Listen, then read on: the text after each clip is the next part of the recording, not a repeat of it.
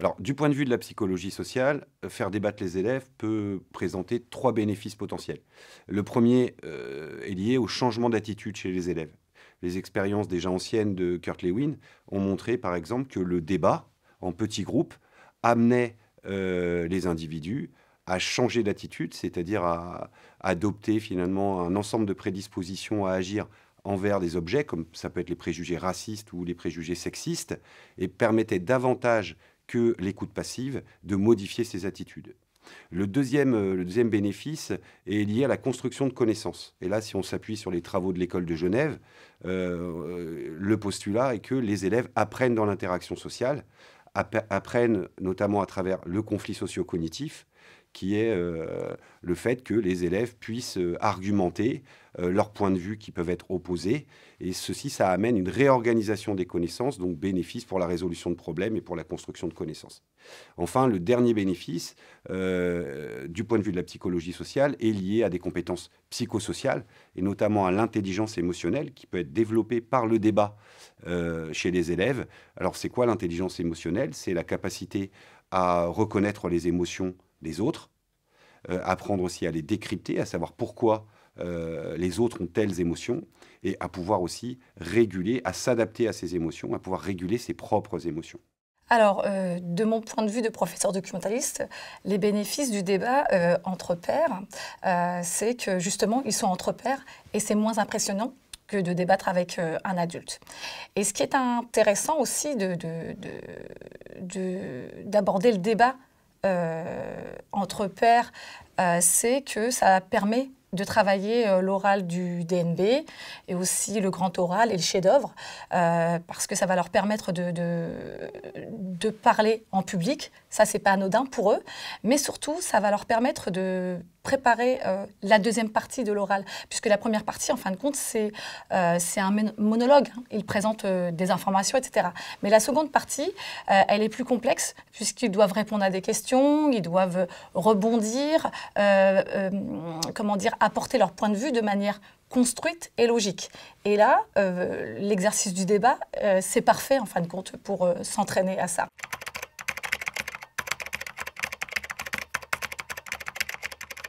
Alors, mener un débat en classe, c'est un vrai défi. Et à mon avis, il y a 3 risques majeurs. Le premier, c'est celui du fait que le débat dérape. Le débat dérape, c'est parfois le cas lorsque il y a une question socialement vive ou lorsque le sujet du débat est très impliquant émotionnellement pour les élèves. Dans ce cas-là, l'enseignant peut perdre le contrôle de la classe et ça peut mener à de la violence verbale, du conflit. Je l'ai déjà observé, moi, en classe, par exemple, sur un sujet sur les gilets jaunes, hein, une question sur les gilets jaunes en 2019 en cours de géographie. Un débat qui peut mal tourner à cause d'une question socialement vive.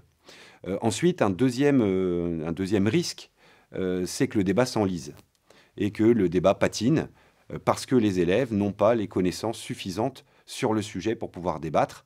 Et donc, on va assister, dans ce cas, à un arrêt du débat assez rapide. Enfin, le dernier risque, qui est un risque qu'on voit, un effet qu'on voit assez fréquemment, c'est une moindre participation de certains élèves. Et par 2 processus en psychologie sociale. Le premier processus, c'est la paresse sociale. C'est-à-dire que quand on fait débattre, notamment lorsque le groupe qui débat est nombreux, certains élèves délèguent la responsabilité aux autres de débattre et s'effacent. Et le deuxième risque, le deuxième processus, c'est ce qu'on appelle la menace de l'ego et le phénomène du free rider, donc du cavalier seul. Donc c'est un élève qui va prendre en main le débat et qui va imposer ses positions. Et donc ça, en général, ça reproduit les statuts habituels dans la classe et c'est pas ce qui est recherché dans un débat. Dans la pratique, en fin de compte, ce qui pourrait faire peur, c'est pas tant que le débat dérape, parce que justement, le professeur documentaliste est expert en sciences de l'information et de la communication. Ce qui est le plus gênant, ce serait que le débat tourne en rond, comme l'affirmait tout à l'heure Amélie Landré, c'est-à-dire qu'il y ait juste une exposition d'opinions pire encore, des préjugés. Là, ce serait vraiment, quand on mène un débat, ce serait une perte de temps, puisque l'intérêt, ce serait que les élèves argumentent, construisent leur pensée de façon logique. Donc là, l'expertise du professeur documentaliste a toute sa place, puisqu'on est dans la culture informationnelle et on va travailler justement comment l'élève va trouver l'information, se l'approprier, et en faire un argument pour l'intégrer dans son argumentaire.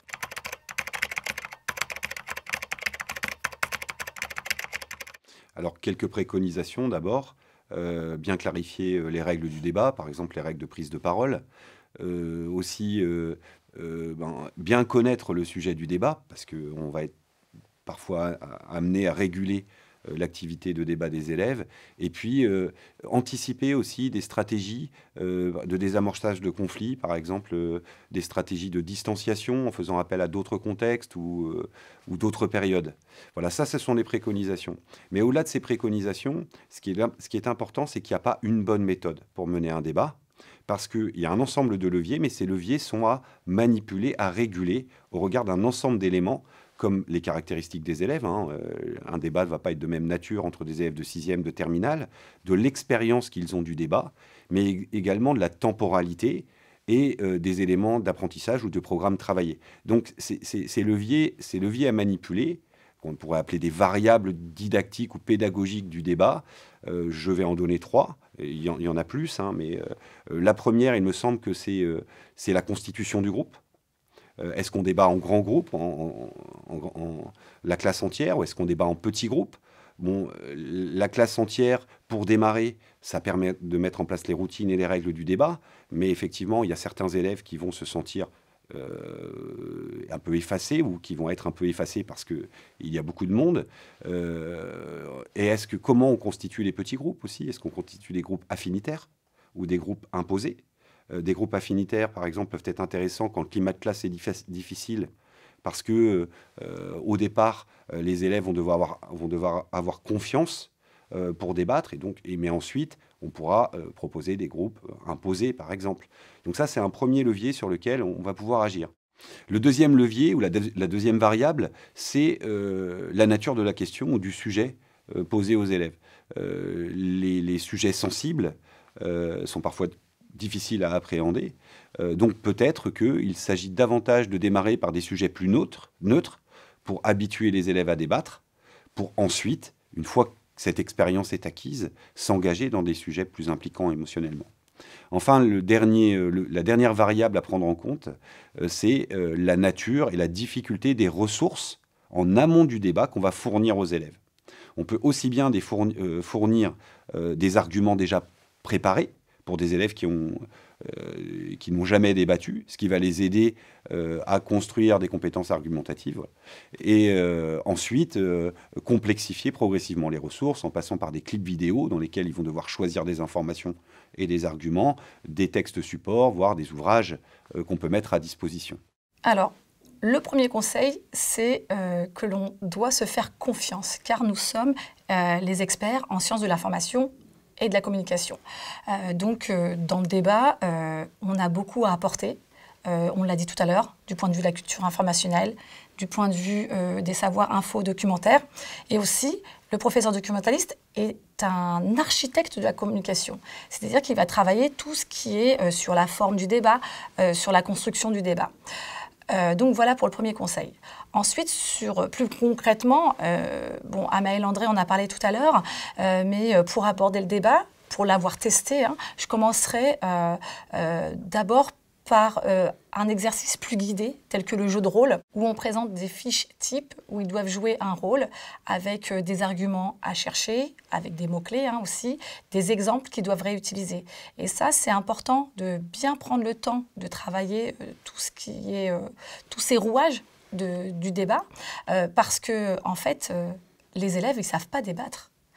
Et c'est normal, car à quel moment, dans leur scolarité, on leur apprend à débattre? À quel moment dans leur programme c'est inscrit qu'on doit leur apprendre à débattre? Jamais.